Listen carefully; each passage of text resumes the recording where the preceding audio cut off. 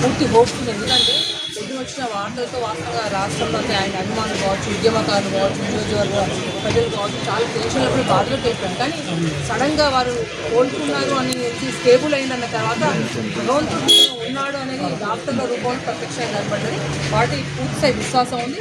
ఇక్కడ ఏదైతే నర్సంపేట నియోజకవర్గాలు కావచ్చు, తెలంగాణ ఉద్యమకారులు కావచ్చు, వారి అభిమానులు కూడా ఇది మరో ధైర్యం కోరుకోబట్టి మళ్ళీ పెద్దన్న యాక్టివ్గా పెట్టుకుంటారు.